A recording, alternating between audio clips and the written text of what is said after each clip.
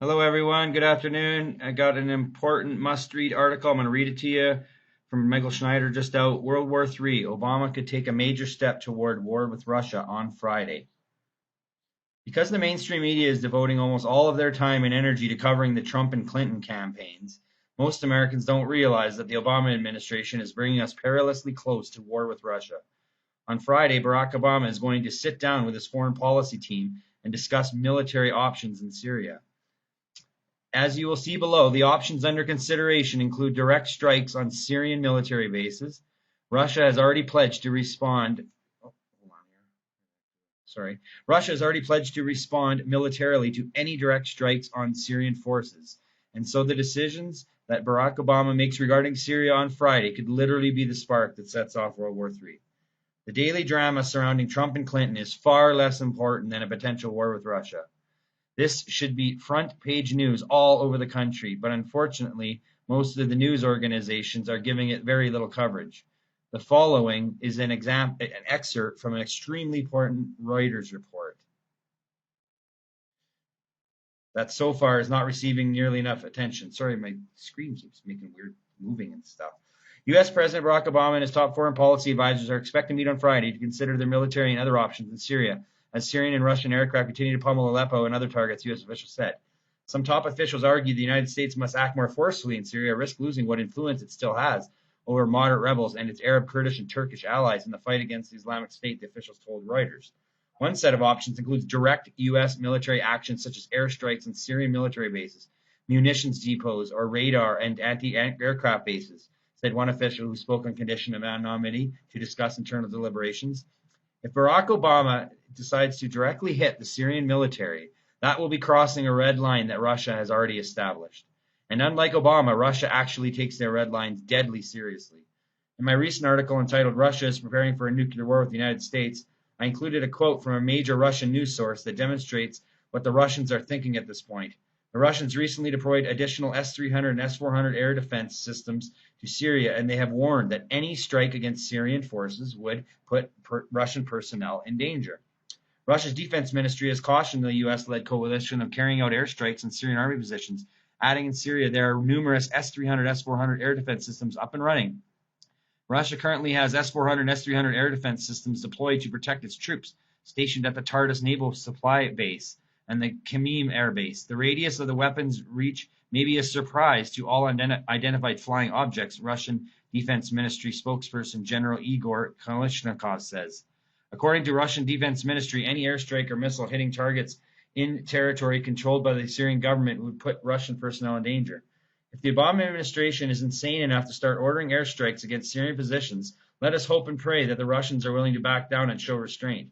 Because if Russian S-300 and S-400 air defense systems start shooting down U.S. military aircraft, that could set off a chain of events that may be unstoppable. And right now, the Russians are taking the threat of war with the U.S. very seriously. For example, the Kremlin has ordered all top officials to return to Russia as soon as possible. Russian citizens have reacted with fear over reports. Moscow has ordered officials to fly home all relatives living abroad, with some residents claiming it is another step towards war. The Kremlin is said to have told high-ranking officials to bring their loved ones back to the motherland immediately, with any who disobey being overlooked for promotion.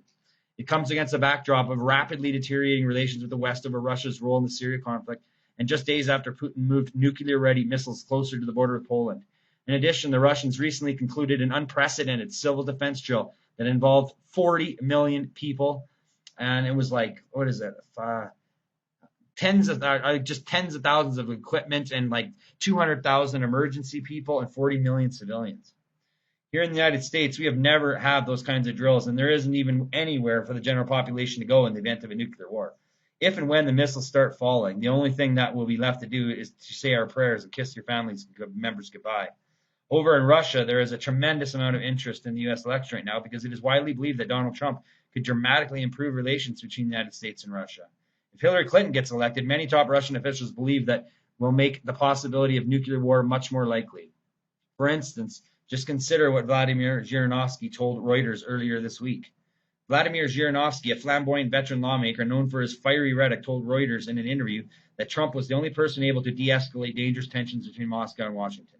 By contrast, Trump's Democratic rival Hillary Clinton could spark World War III, said Zhirinovsky, who received a top state award from Putin after his pro-Kremlin Liberal Democratic Party of Russia came third in Russia's parliamentary election last month.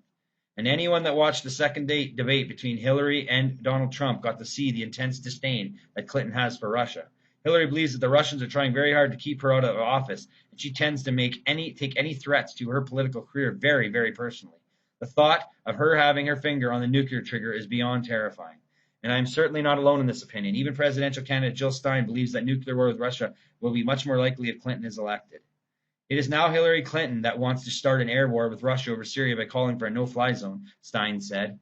We have 2,000 nuclear missiles on hair trigger alert. They are saying we are closer to nuclear war than we have ever been. Under Hillary Clinton, we could slide into nuclear war very quickly from her declared policy in Syria. I sure won't sleep well at night if Donald Trump is elected, but I sure won't sleep well at night if Hillary Clinton is elected. We have another choice other than these two candidates who are both promoting lethal policies, she continued.